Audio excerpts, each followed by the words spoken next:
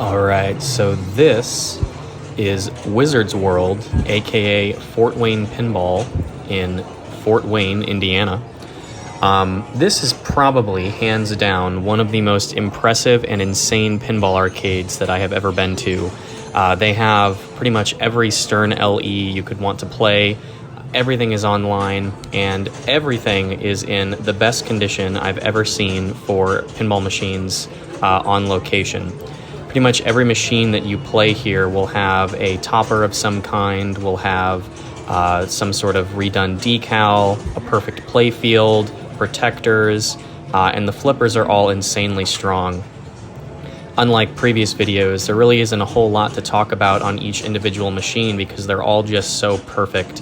I've actually never seen anything quite like it in my time looking at and finding pinball arcades.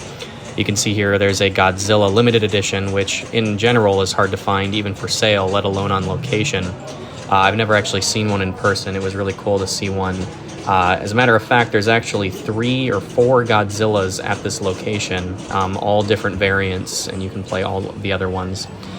This location also has a lot of cool and rare games that you don't see too often. For example, this Orbiter 1 by Stern. If you've never had a chance to play it, it's honestly not the best game in the world, but it's one of the most unique pinball machines to come out, I think, ever, especially for the era.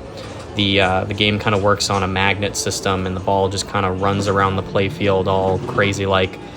It's not uncommon for the ball to go underneath the flipper and back into the playfield. You can see here there's even a heavy metal. I've actually covered this game at another location on this channel. Really cool to see another heavy metal on location. So there's at least 2 of them in public that you can play.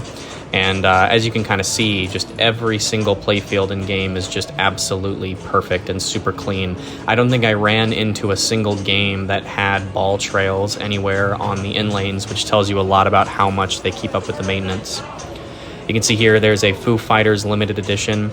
It's kind of insane to me how cheap these are going for, to be quite honest with you, just based on how much stuff is on here. I kind of understand the hype behind LEs after seeing so many in person. They definitely look beautiful, and having all the bells and whistles on them definitely makes it kind of worth it. I think it just looks really, really cool. Here's another really rare one, a Primus. Something that you don't see too often. I don't think they made many of these. I don't think they made more than like 500. Someone can correct me if I'm wrong, but I know that there's not many of these in existence anymore, just in general. It wasn't a very good game, didn't sell well, but still really cool. Like if you ever wanted to just say you've played one, you could play one here. Very, very neat. Here's a Mandalorian LE with the topper. I had never actually seen the topper for this game, which it actually is pretty cool. I like the screen integration. It definitely looks neat. It's kind of like a hologram. You'll see with the videos, I try to get a zoom in on the plaques so you can see what number each LE was. I know it doesn't necessarily matter in the grand scheme of things, but it's still kind of cool. Over here is a restored Funhouse. This game was in immaculate condition, perfect back glass, perfect playfield, perfect flippers. Rudy had this really interesting mod going on with the eyes. Some of these games do actually have mods on them. You'll notice pretty much all the older games either have a replacement screen for the alphanumerics, or they will have a color DMD of some kind. This location typically tries to buy the color DMDs that are LED, little individual LED bulbs instead of the just flat LCD screen. I thought these shooter rods were kind of creepy. I don't know if I would ever put that on my own machine, but still kind of interesting nonetheless. And then back here is just every single Jersey Jack machine that is currently available. And yes, that includes Pirates of the Caribbean. The only one that they did not have was Harry Potter. Apparently it's been ordered, but they didn't have enough room at the time to place it on the floor, so they're trying to figure out what to do. I was talking with one of the guys up at the front counter, and he said that these don't typically get played very much, so they might end up removing a few of these.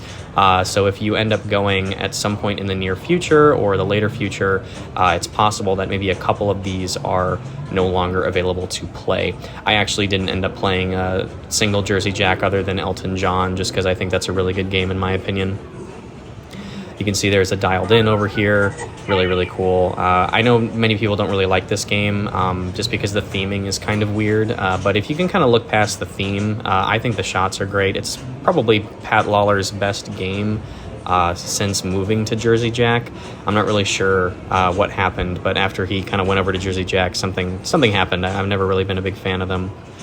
And then over here, the Pirates of the Caribbean limited edition. Very cool. If you don't know anything about this game, they didn't sell many of them, so they're really rare, and people kind of found out that the game is pretty decent for a Jersey Jack game, and if they've gone up in price, I'm pretty sure you can't really find these for under 20 grand at this point. They're just very, very expensive machines, so seeing one on location is pretty insane. Not many people are willing to do that.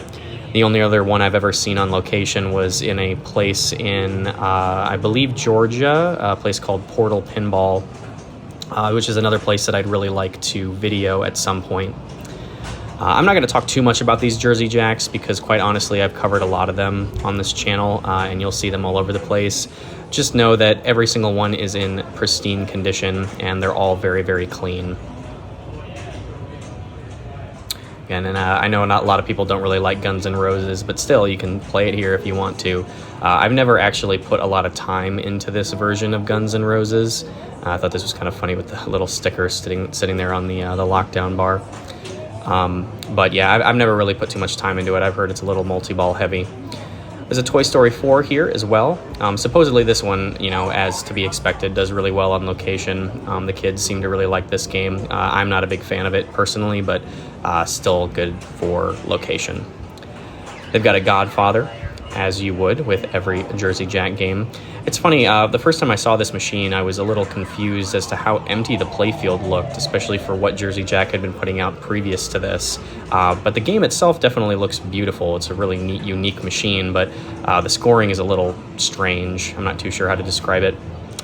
And then there is a Elton John Platinum Edition. I played a few games of this one, and the flippers were so incredibly strong. It was basically like new out-of-box condition. And I can say that about pretty much every single machine on the floor at this particular location. All the games just shot exactly how they should. If you ever go to pinball arcades and you're a fan of pinball, but you might not have, you know, the money or the space in order to keep a lot of machines, you might know that certain games shoot better than others. Like, and I'm talking, you know, the same game, like a Jaws versus a Jaws, a Godzilla versus a Godzilla.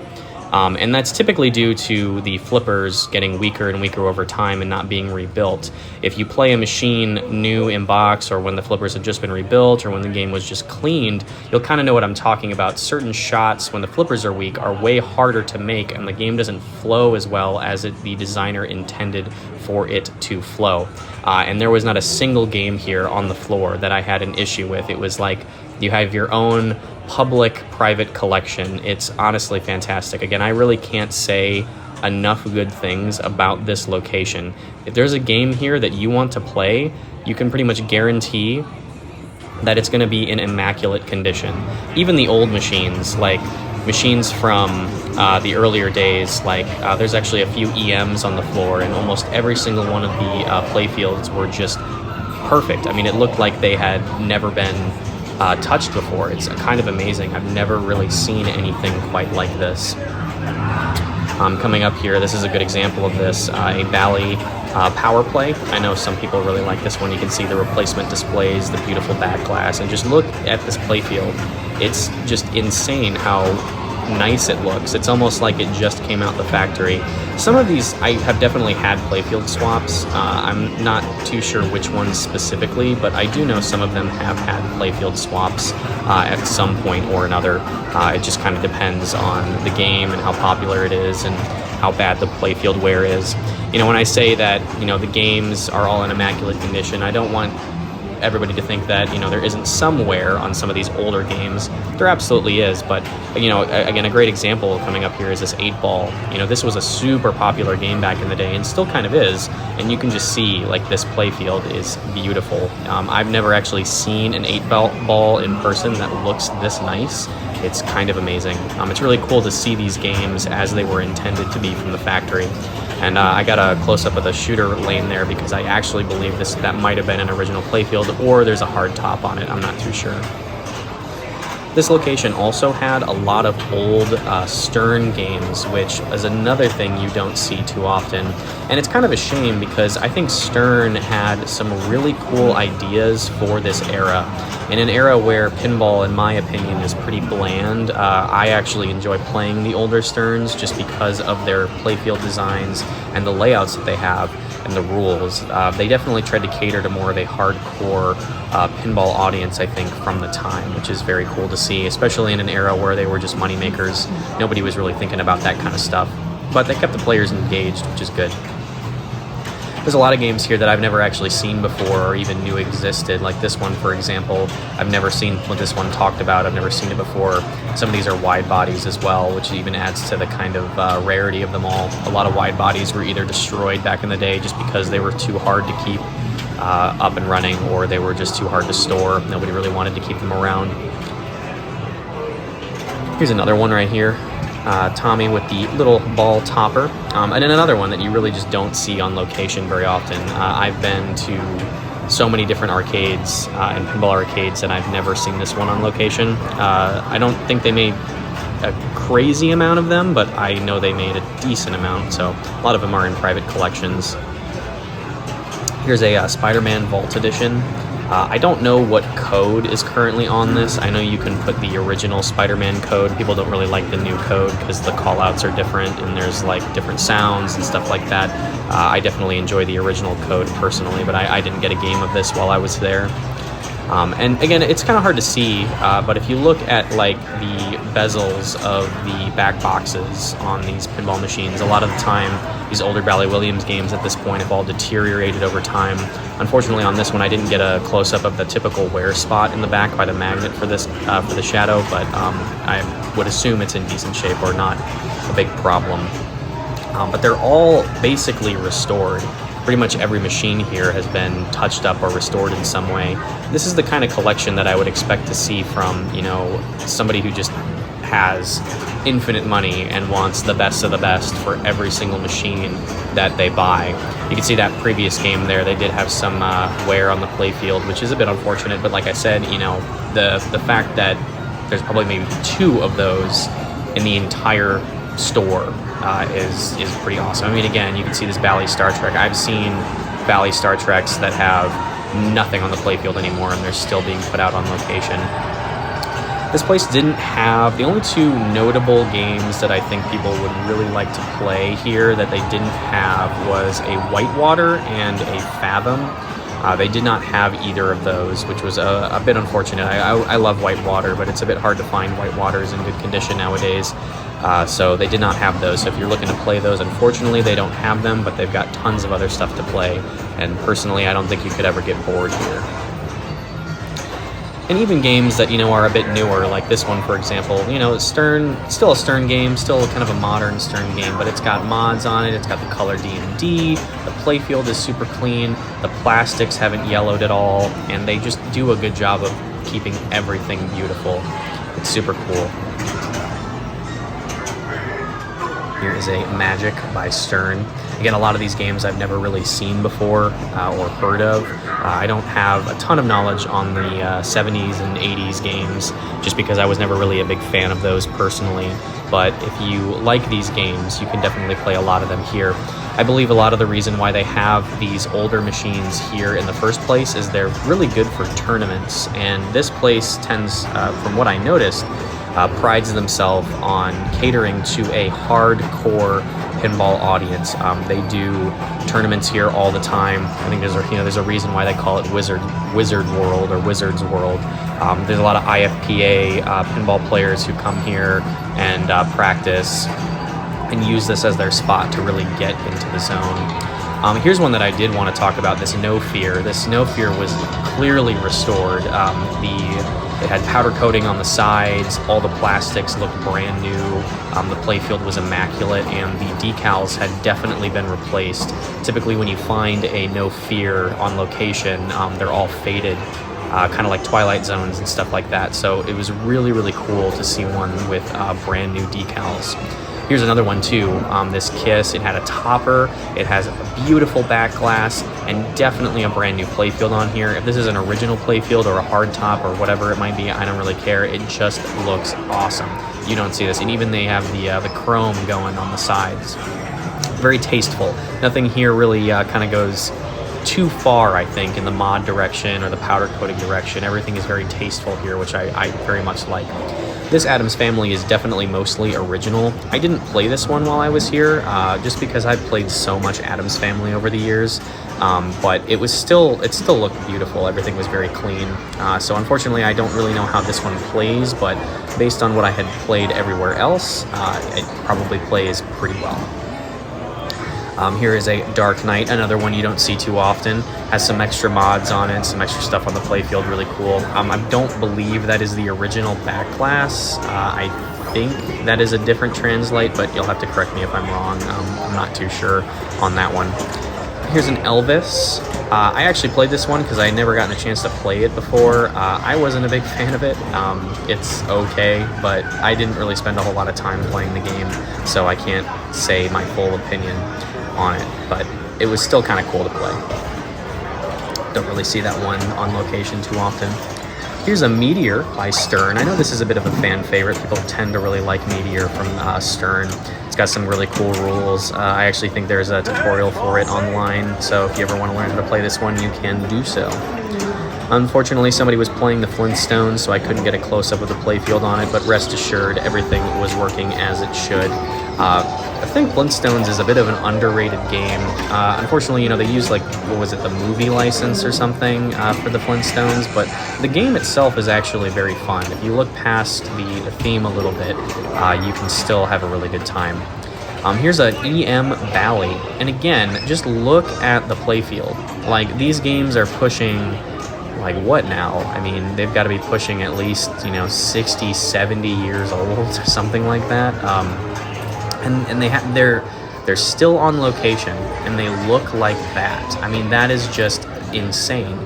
Again, if you don't go to pinball arcades and you don't have a pretty wide net of availability to go and play these games on location, you don't really have the opportunity to compare what you're seeing here. It's amazing. Again, I'm just keep gushing about everything here because everything was just perfect. And I don't think people realize how rare that is for a pinball arcade. Again, I've covered a lot of pinball arcades out here, and there's not a single one that I would describe as perfect. And I don't know if I describe this one as perfect either. The only real thing that I noticed that was kind of a problem on a couple of games where they were either leaning a little bit to the left or a little bit to the right, but it was never anything that was detrimental to the game. For example, this will be later in the video, but there's a Deadpool limited edition sitting in the back that was, or not a Deadpool, sorry, it was a James Bond limited edition that was kind of leaning a little to the right, but it actually made the game a little bit easier. This one's cool, a Metallica remastered limited edition. I had never seen one of these in person before, and it was really cool to see one. These are going for pretty crazy prices, so seeing one on location is awesome.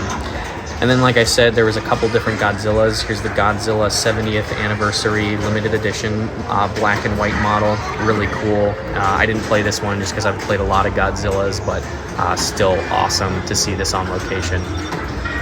And then they have King Kong Limited Edition. I gotta say, this game flows like crazy. The shots are so fun. I love the sound design for this game.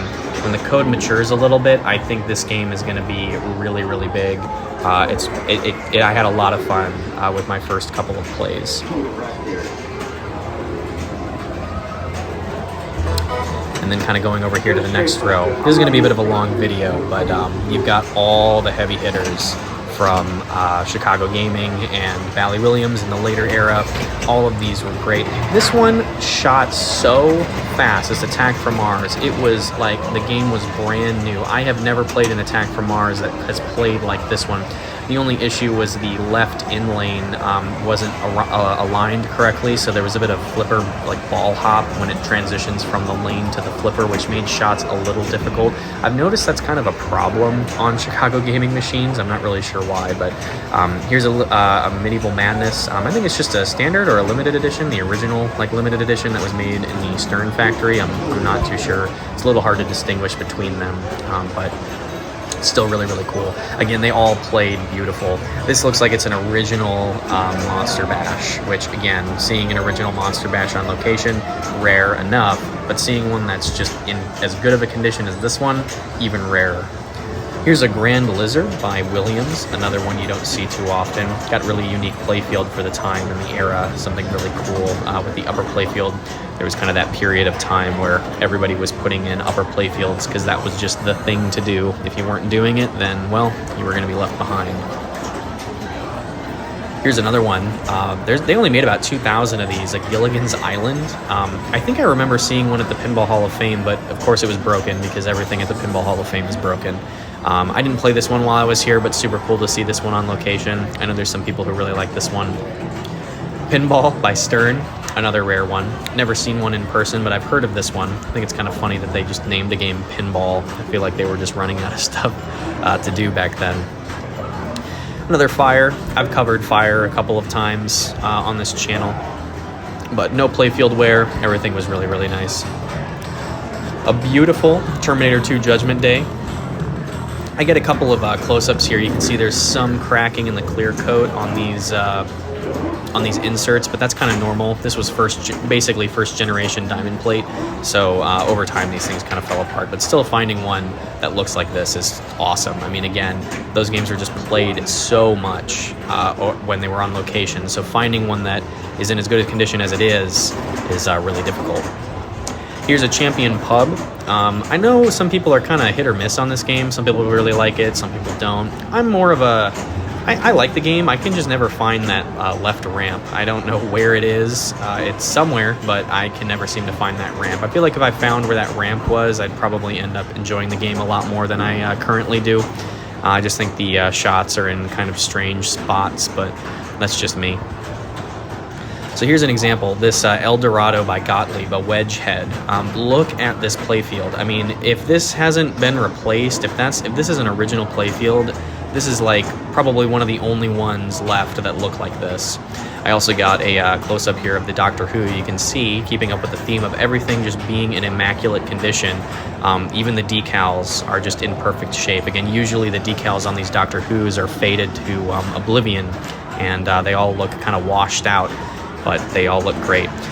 Something else to note, if a game has something like lightning flippers, for example, they will have the lightning flippers on them. There's actually a fishtails on the other side of this island here that has the lightning flippers.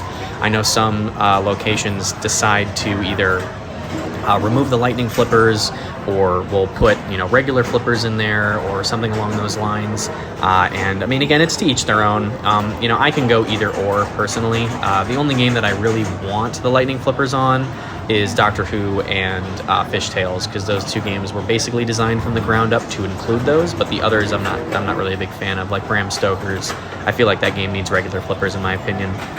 Here's a really cool one, another Paragon. I've covered a couple of these on the channel, but this one was in great shape. At this point in the video, I start to speed up just a little bit because I feel like it would just start getting redundant. Again, at this point, you can pretty much guarantee everything you find here is going to be in great shape, but here's a good example of one that's got a little bit of wear, but it's all in player's condition, so don't really ever have to worry about that. Here's a Judge Dredd. Got a lot of stuff on the playfield, but people don't really like this game too much. It's just really not a lot in terms of code. I kind of think it would be neat if, you know, unfortunately a lot of these, you know, games still have licenses, but it's unfortunate people don't, you know, take the code and kind of make a 2.0 version for some of these older games. I think a lot of these older games could really enjoy or really benefit from a 2.0 code kind of update where they add maybe some new modes, similar to what they did with Funhouse, only maybe not with the awful voice actors and the really weird dot matrix animations. Just keep it the same, but add some new modes, maybe do some new stuff, kind of keep the core game the same and do something different with it. Something else that I didn't mention about this place is all of the games are leveled to be fair. And what I mean by that is older location that I cover on this channel, Electric Bat.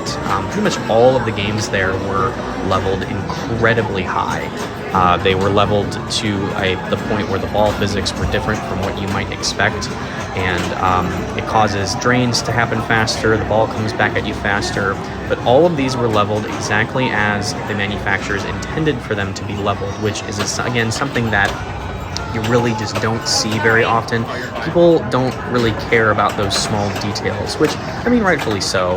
You know, a lot of people don't really notice that, right? But this location is definitely catering more to the hardcore competitive pinball player, which I absolutely love. But if you're a casual player, that doesn't mean you can't have a good time.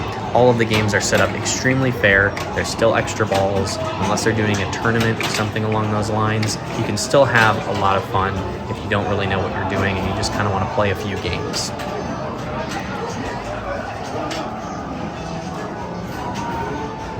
And then up next we've got a Demolition Man, another one that people don't really seem to like too much.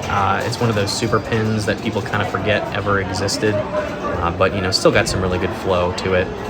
Another wedge head over here, a Gottlieb's Wizard.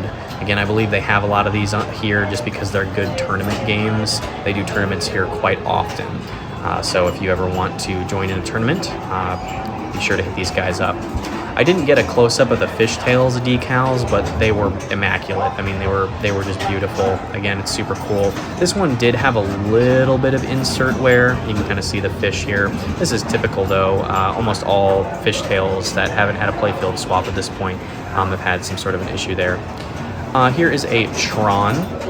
Another rare one you don't see. Super kitted out. Had a bunch of mods on it. Oh, it's got the limited edition kit on it. I don't think this is a limited edition, but it is modded out to have all of the bells and whistles on it, so it was really, really cool. These games in the back here I couldn't really get close-ups of just because people were playing them, but you can see they got a Red and Ted's Roadshow, a GoldenEye 007. I've never seen one of those on location. I actually didn't know Sega made a 007 because I just knew about the Stern version. Here's a Valley Hot Dog, and I think we've seen this at a different arcade on this channel. Here's a really cool one, a Big Buck Hunter Pro. So my understanding is they only made about 200 of these, like 250 of these. There's not a lot of these in existence. So seeing one on location is so cool. They're not worth a lot of money, but it's still really cool to see one. Again, a lot of these, you know, some of these games I just played to say that I played it because I probably will never see one of these games again. Still really, really cool. Got a Taxi over here. Gotta love Taxi. Taxi's such a simple and fun game. And if you can find one in really good shape, I always recommend playing one. This one was just beautiful. Everything was playing really well. Here was a Tales of the Arabian Nights, and this one, again, like everything else, shot amazing. The flippers were strong. Everything worked. I can tell a lot of the ramps were either replaced or, again, this has been in a private collection for a very, very long time. And I got to zoom in here just because look how clean that ramp is. Most games at this point are going to have some yellowing just because they've been sitting for so long. Super cool. Again, Tales of the Arabian Nights is one of those games that you just can't find because they're so desirable and so rare. They didn't make a lot of them, that most people typically try to keep them in their own collections. People don't really like to let them out, for example. And if you do find one for sale, or you do find one, they're usually, at this point, they're starting to get to, you know, around the $13,000, $14,000 range. We really can't get that remake soon enough. I'm really hoping that that is the next one from Pedretti, but we'll see. They're still churning out those fun houses that nobody really wanted. I definitely see why they did the fun house, but you know, that's for another video. Here's a Star Trek, great playfield. I kind of get this quick shot of all these games in the back here. That Black Knight was broken. The 8-Ball Deluxe had basically a brand new playfield on it. They had a Jackbot. They had all these other games. You can kind of see with this arcade, they don't really keep games themed, and what I mean by that is they don't, you know, have all of the electromechanical games next to each other, and they don't have all of the new Sterns and old Sterns and stuff next to each other. And I actually think there's a reason for this. I think it has to do with if you kept all the electromechanicals in one spot, nobody would ever go over there. I think having all of these games kind of next to each other and just put in a little bit in random spots, yeah, it might make the rows look a little bit more ugly, but it gives you more of an opportunity to try games that you may not have tried otherwise. I know that Stern Ollie is really, really rare. There's not many of those. This row also had a Rolling Stones by Stern, Frankenstein, don't see that, a Walking Dead Premium with the topper, which is insane. And this one I had to get a close-up of. I've never seen a premium Walking Dead in person before. I didn't even know what was on the premium because I've only ever seen pros. So it was really cool to see this, nonetheless, super cool. A Dracula with a crazy topper. Didn't know they made something like that by Stern. I believe this is Stern. I think there's like 2 versions of this game. It's like the same game, but they're both made by different companies. Here is a Simpsons Pinball Party, tricked out. It doesn't have a ton of mods on it, but it's got some lighting, you know, the art blades, everything's clean. Looks really, really good. I didn't play this one just because I've played this game to death, but still really cool. An F-14 Tomcat with a very beautiful playfield. And if you don't know how rare it is to find a F-14 Tomcat on location with a good playfield, this is a pretty good one. And of course, they've got the Lord of the Rings by Stern. Everybody loves Lord of the Rings. I can't remember. I think they removed the end posts on this game just because it's such an easy game. Here's a Rolling Stones, an older Rolling Stones. Isn't it kind of crazy that they've been around for so long to have a machine made by early Bally and early Stern, well, modern early Stern. Here is a Theater of Magic.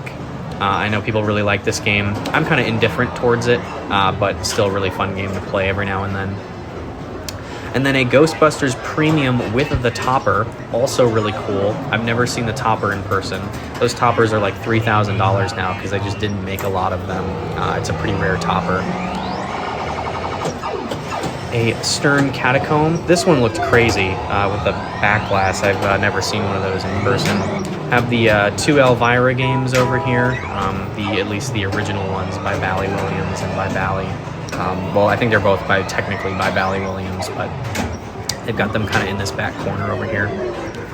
And then, of course, gotta have a Twilight Zone. You know, Twilight Zone, always gotta have a Twilight Zone.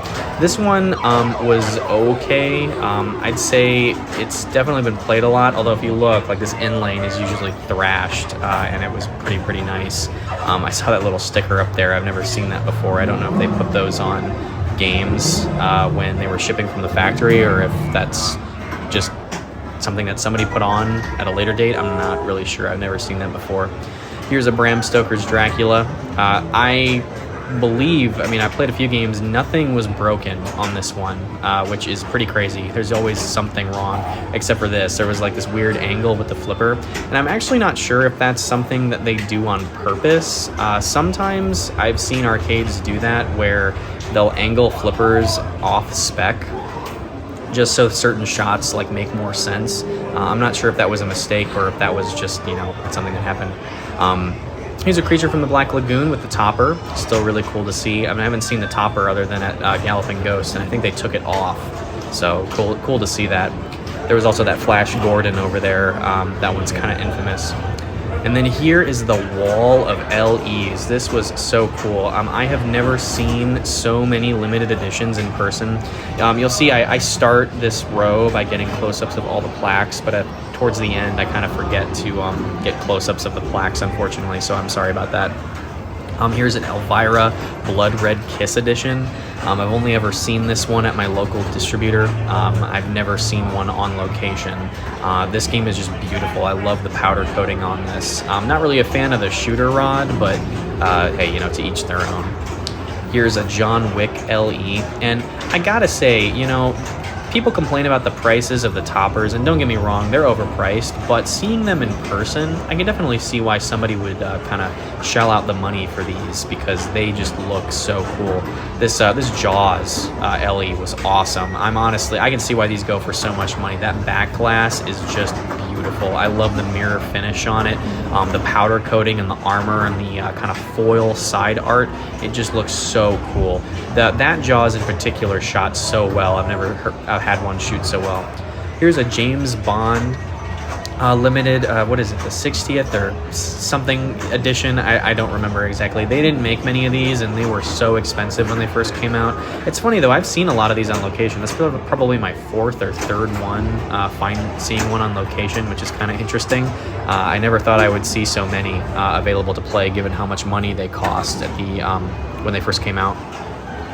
And then every single stern here is an LE. I love the topper for Venom. It's actually really cool. Pretty neat to see. I've never seen one in person. People typically don't have this game, for good reason. It's just not really the greatest. But hey, if you like it, you like it. Here's a Deadpool limited edition. Again, these are super rare. I've only ever seen one go for sale like twice, and I follow the pinball market quite heavily. You can see this one didn't originally ship with Insider Connected, but they put Insider Connected on it. That's something I haven't mentioned, is that all of the Stern games here are connected to Insider Connected.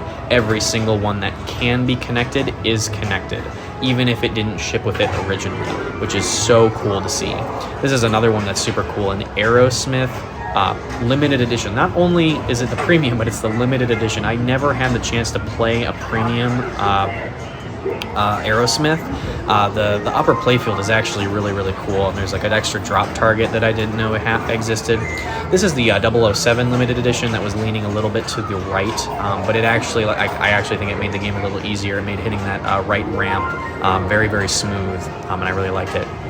Here's a Dungeons & Dragons limited edition. I didn't play this one because I personally don't like this game. I'm not really the layout, it's more the code, but that's for another video. And then finally, I don't go over every single one of these games individually, but this is their back room. This is a little room that they expanded on since I was last here, and they've just got all these games set up. Pros, premiums, tons of different stuff, duplicates, just everything here. It's so cool, and they're all in great shape. You can rent this room out for parties and private events and stuff like that. So if you ever want to do that, you can. Like here was a Guardians Premium. Like you don't ever see those on location, or just in general, not many people bought them. And then there's just another Guardians Pro sitting in the back with a bunch of mods. There was a Metallica, so he's got, not only does he have a regular Metallica, he's got the Metallica LE and the Metallica Premium. There's an Uncanny X-Men Pro, a Star Wars, these have all got toppers on them. I mean, it's just insane. I've never seen a collection that is available to play to the public like this before, ever. It is just awesome. So if you are ever in the area, check out Fort Wayne Pinball or Wizards World. It is absolutely worth your time. If you love pinball even a little bit, check this place out. It is just the most insane pinball experience I've ever had, and that, in my opinion, is saying quite a lot. Definitely let them know how much you appreciate what they're doing here, because it is not easy to keep all of these games working as well as they can, or as well as they are here. Definitely check this place out. They definitely deserve your money.